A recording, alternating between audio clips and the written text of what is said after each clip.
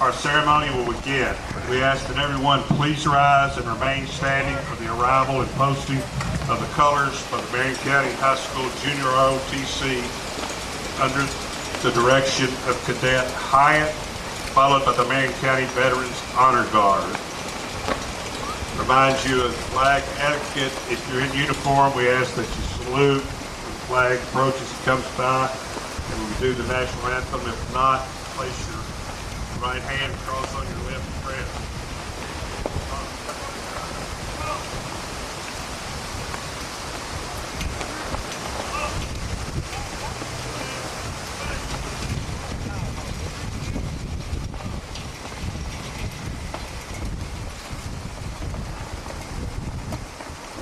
This time, Ms. Kaylin and Samantha Darty will sing our national anthem.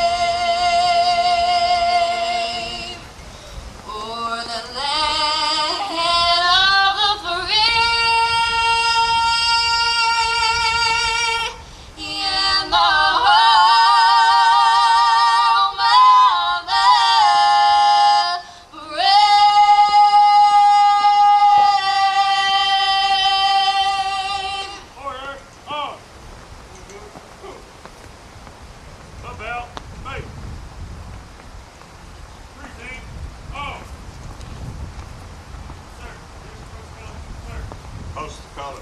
Thank you, sir. Order, off. Left, right. Forward, off.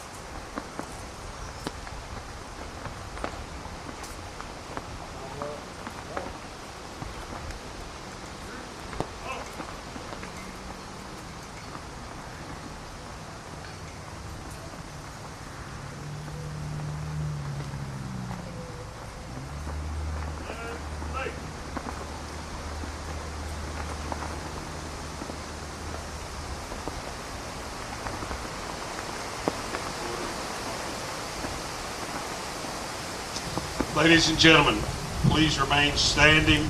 Bow your heads. Chaplain Bill Draper, the senior chaplain for the Kentucky Army National Guard, will give the invocation.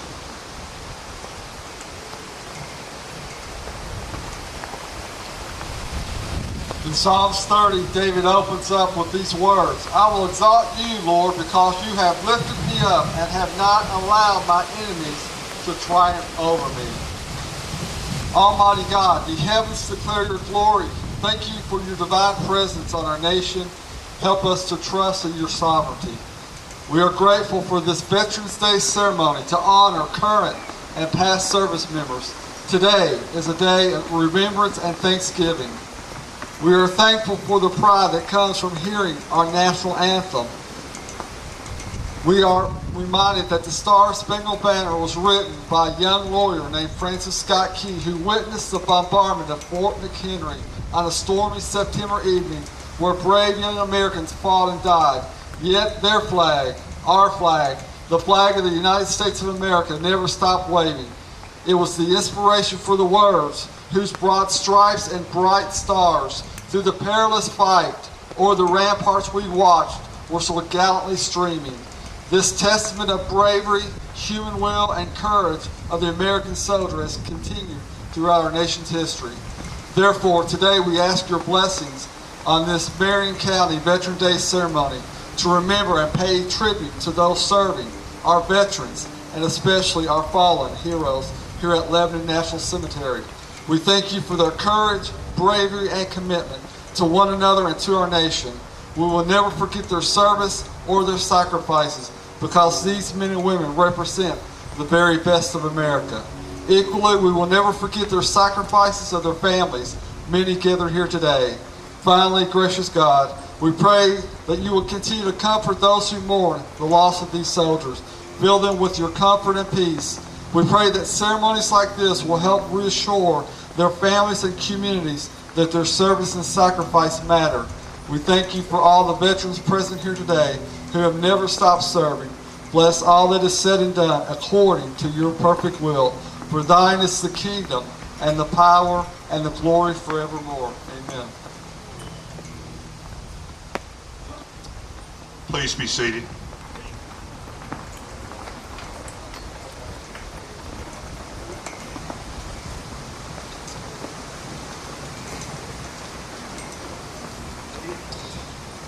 Good afternoon, distinguished guests, my fellow comrades, guests, and family members. I'm Lieutenant Colonel Joe Lobbers, Master of Ceremonies for today's service. On behalf of Miss Lisa Mattingly at the Lebanon National Cemetery, the Program Support Assistant, Marple Caldwell Veterans of Foreign Wars Post 5910, American Legion Post 49, and the Marion County Veterans Honor Guard, it is with great pride and gratitude that we welcome you here for the 2017 Veterans Day services here at our beautiful Lebanon National Cemetery. At this time, it's my honor to introduce to you our distinguished guests. First, we have Miss Lisa. When I introduced you, if you would, just rise, remain standing, holding the applause until the last person is introduced. We have Miss Lisa Mattingly, the Program Support Assistant. Also, her staff I want to introduce. We have Donnie Cantor, is the Cemetery Caretaker Supervisor. You guys raise your hands so they can see you. Mr. Larry Gallion, Equipment Operator. Mr. Lance Carter, the Cemetery Caretaker. And Mr. Beecher Jones, Cemetery Caretaker. Next, we have Chaplain Bill Draper, the Senior Chaplain for the Kentucky National Guard. We have Colonel Alan Denny with us, who I'll introduce more formally a bit later. We have State Senator Jimmy Higdon. Our County Judge Executive, Mr. David Daugherty. Representing our Mayor is Mr. John Thomas. The Mayor's headed toward Montana, I think. Representing American Legion Post 49, Post Commander Stanley Gaddy. And representing the Marion County Veterans Honor Guard, Mr. Danny Donahue. Please be seated.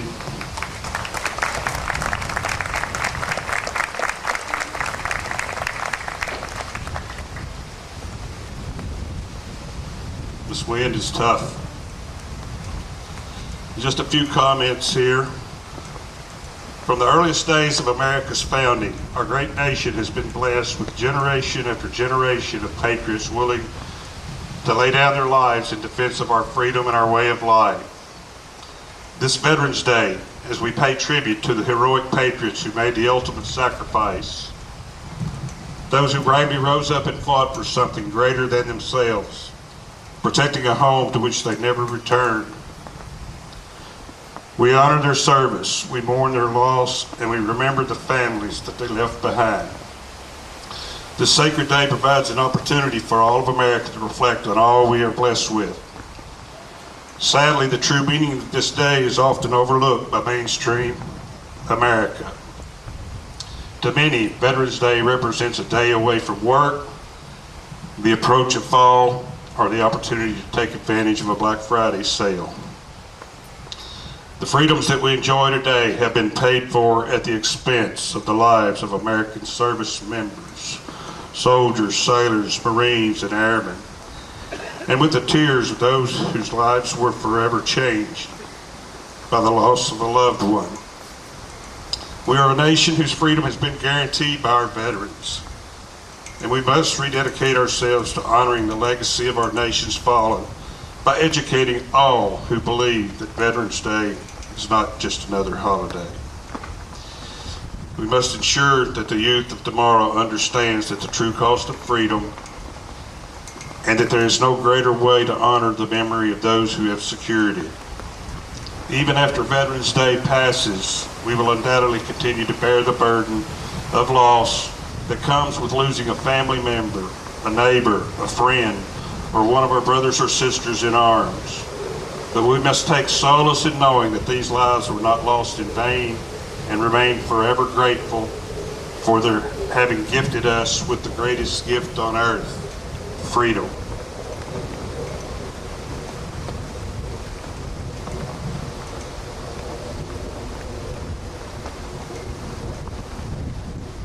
This time we'll have a brief musical interlude before I introduce our guest speaker.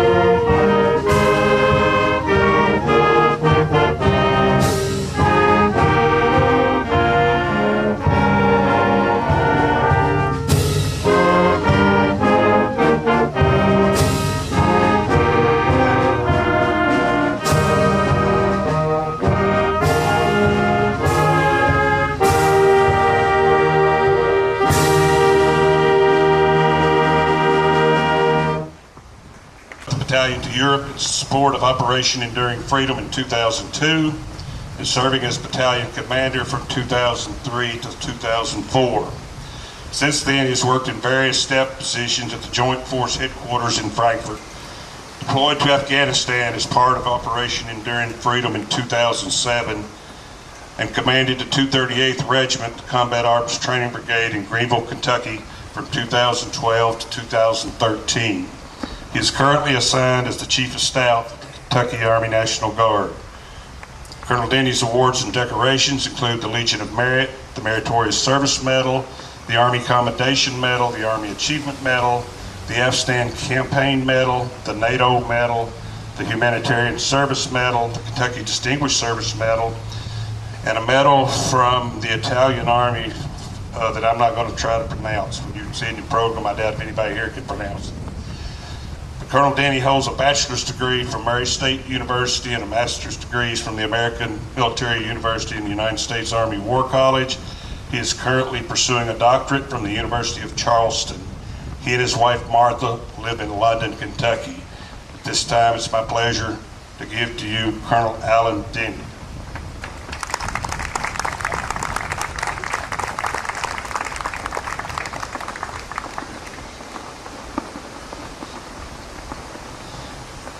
Yes, it's true.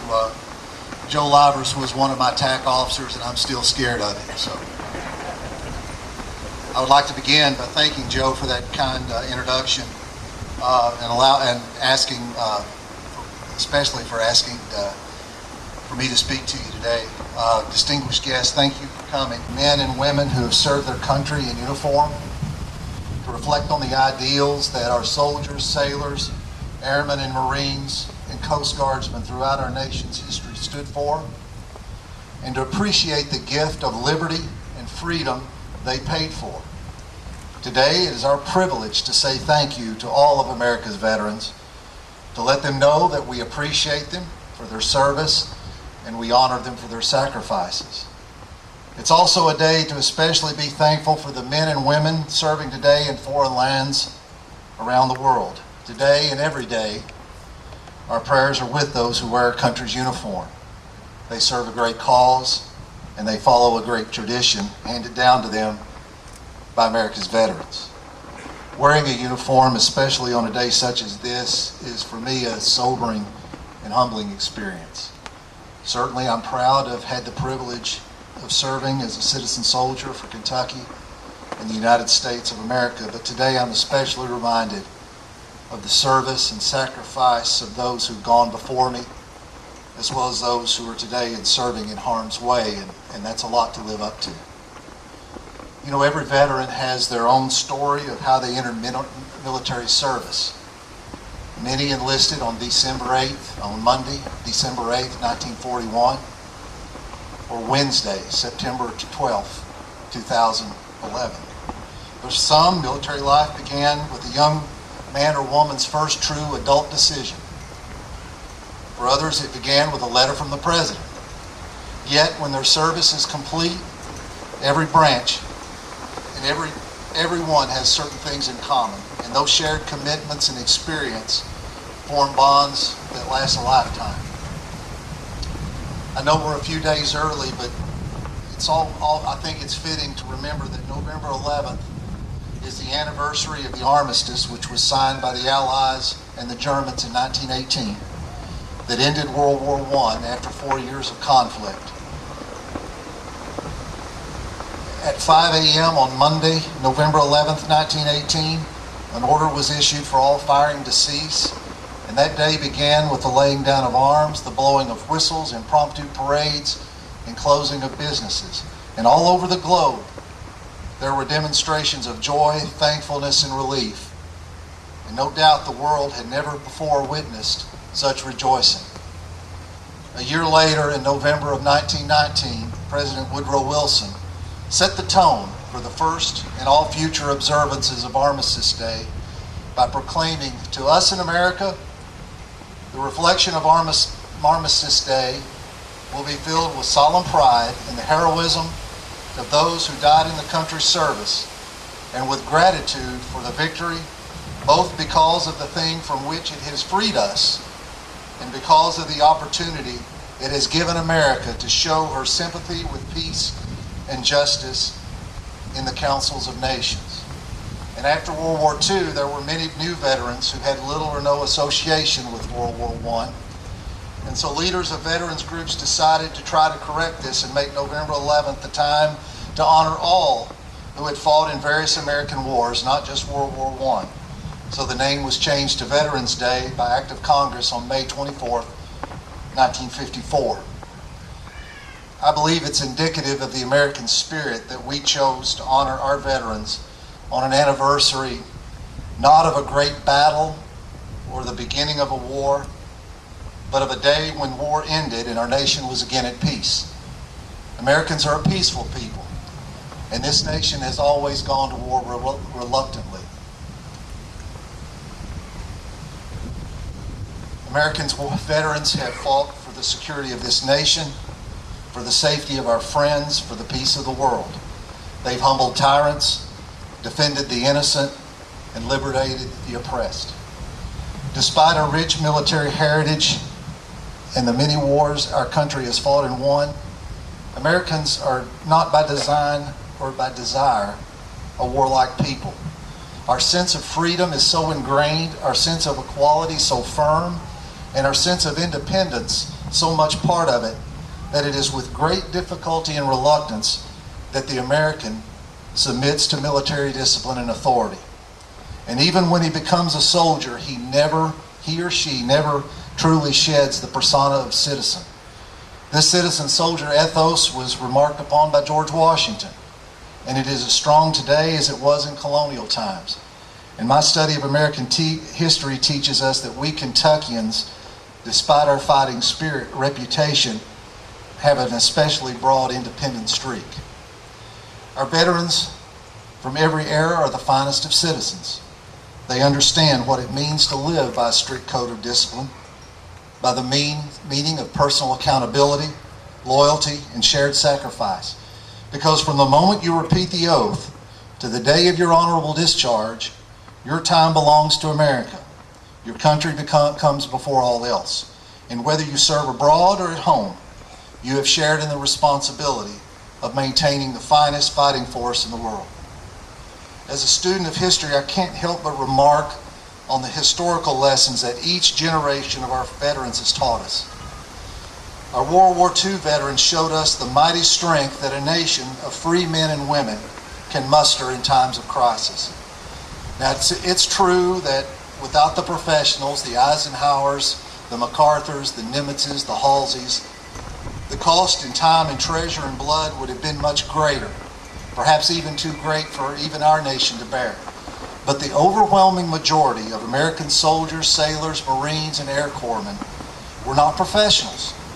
They were farmers, merchants, shop clerks, and businessmen. They had neither military aspirations, nor did they long for glory in battle. They were simply intent on getting the job done, then coming back home to live their lives as they saw fit. There were no heroes among heroes, just Americans who did what they had to do. The real heroes, they said, were the more than 400,000 that didn't come home. The United States emerged from World War II as the most powerful nation on earth, but it took our veterans from Korea to teach us what the obligations of responsible and world leadership would mean and would cost. These words are inscribed on the Korean War Memorial in Washington, D.C. Our nation honors her sons and daughters who answered the call to defend a country they never knew and a people they never forgot, or they never met. The Gulf War and all our conflicts since 9/11 have helped us realize how truly unique the American way of life is, that the freedom we enjoy is special, and that's why we must defend it. Every military member in service today has joined or made a conscious decision to re-enlist since 9/11 during this time of continual conflict. And I don't think it's inappropriate, crass, or insulting to say all of us knew what we signed up for, but it doesn't lessen the sense of sorrow when one of those brave men or women make the ultimate sacrifice. But in between, our Vietnam veterans perhaps taught us the most significant lesson we can pass on to our children, that no matter what your positions are on politics and policy, as Americans, we must always support our servicemen and women with our thoughts and our prayers. Today, as we honor our veterans, I also believe that it's fitting we recognize the sacrifices of spouses, children, parents, and siblings. I know what it means firsthand for a veteran to have the support of their family. And just about every retirement speech that I've ever heard from a serviceman or woman begins with thanks to their family. Being a military family is hard in its own way. It's never easy to send your son or daughter off to boot camp, to console children when a wife or husband is deployed, or to feel the pain of seeing your loved one injured, or even hearing taps as they're put to rest. As we remember and recognize our veterans, we recognize their families who have stood beside our veterans and served and sacrificed in their own way. You know, my personal experiences have been quite modest and not really the stuff to make speeches about. But I'd like to relate to you an experience that helped me better understand and appreciate the sacrifice of our veterans. As Colonel Ivers mentioned, I was deployed to Europe in 2002. And while I was in Germany, I had the chance to participate in a staff ride of the D-Day landings in Normandy. And for 3 days and evenings, our group of National Guard officers roamed one of the greatest battlefields in history. We studied and discussed tactics, intelligence, logistics, and leadership. on the sites of the airborne landings, the British beaches, the German beaches, and Utah Beach. And those days were intellectually stimulating and absorbing, and we talked about great feats of ingenuity, endurance, and gallantry, but those first part of that was really bereft of any real emotional pull. Then, early on the morning of the final day, we arrived at Omaha Beach. It was low tide, and the weather was chilly, much like it was on June 6, 1944. From the water's edge, we reached down and touched the icy surf of the English Channel, then walked across the beach, an open expanse of sand commanded by dunes and bluffs that towered over that beach. After a while, we made our way up those bluffs, past the remains of barbed wire, bunkers, trenches, some obstacles that still scar the French coastline today. And from the top of the hill, we looked down at that and imagined that same trek as it was made by 19 and 20-year-old men, scared, seasick, soaked to the skin from wading ashore, loaded down with equipment, entangled in obstacles, deafened by explosions of artillery, mortars, naval gunfire, as far as from home as they'd ever been in their young lives, with what must have seemed like every German in the world pouring down a murderous storm of lead. Then, turning around, our eyes were met by what seemed like the greenest grass that I ever saw in my life. An emerald carpet containing thousands of white marble crosses and stars of David, row after perfect row. Walking through that cemetery, I looked at the names engraved in those stark white monuments and noticed the dates of birth, thinking to myself how young they were when they died, and how much life lay before them save the events of that one fateful day. I thought to myself, these men should not be here, but should be at home today, enjoying their retirement and their grandchildren, deserving more than a piece of ground and a stark white cross of marble on a hillside half a world away from home. The initial effect of this revelation was to help me quickly put the inconvenience of spending a few days or a few months in Europe into perspective. But perhaps at this moment, despite being a student of history and the profession of arms my entire life, I began to realize the true meaning of sacrifice and the true cost of freedom and liberty. One of the songs that I have loaded on my MP3 player is called Drive On. It's about a Vietnam veteran and a letter he gets from one of his buddies. In one verse, he talks about being able to spit in a viper's face, and the next one about one of his friends and how he still can't talk about the hit he got. But the chorus is what strikes me the most. It goes, drive on. It don't mean nothing. My children love me, but they don't understand. And I have a woman who loves her man. Drive on. It don't mean nothing. It don't mean nothing. Drive on. Some time ago, I played that song for a group of Kentucky Guardsmen who were training to help their commanders in building resiliency among soldiers and families. One of the points that I made that is pretty much ingrained in all of us by our training and by our nature to say it don't mean nothing. But sometimes it does mean something. And the last 16 years of war has brought that out, not only in our current ranks, but with those who have since left the service. As I'd like to close today by reading you an excerpt from a book that I ran across from a pretty popular author, writing about how American society should deal with returning service members. They don't need pity, because you don't pity brave men. Men who are brave because they fight while they're scared to death. They simply need bosses who will give them a little time to adjust their minds and hands, women who are faithful to them, and friends and families who stay by them until they are the same guys who left years ago. No set of laws or Bill of Rights for returning veterans of combat can do that job. Only their own people can do it. So it is very important these people know and understand combat men. The interesting point about this, that it was written 70 years ago by Bill Malden, whose Willie and Joe cartoons and Stars and Stripes shed a humorous light on the grim reality of the foxhole. There's a lot of truth to what he wrote, but at the same time, not all the problems that our veterans bring home with them are self-correcting. Again, there's something in service members, especially American service members, that wants to handle things ourselves, to tell ourselves it don't mean nothing. And for veterans who, through their upbringing or their experience with society or the system, are reluctant to ask for help or trust those that offer it, this is doubly true. Perhaps one of the most important things we can resolve ourselves to do on this Veterans Day celebration is to help eliminate the stigma related to simply asking for help, and maybe make it just a little bit easier to do so. And America needs people like you, like the organizations that are represented here today,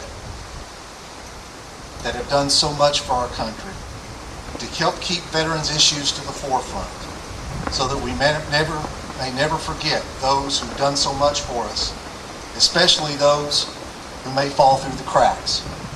It's important because we owe them so much, but it's also important for our future as a nation.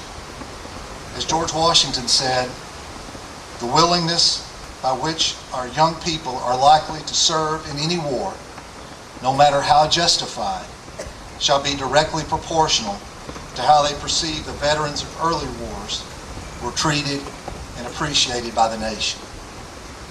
Thank you very much for inviting me here on this special day, and may God bless you for caring enough to be here, and as always, may God bless America and all those who have defended her. Thank you.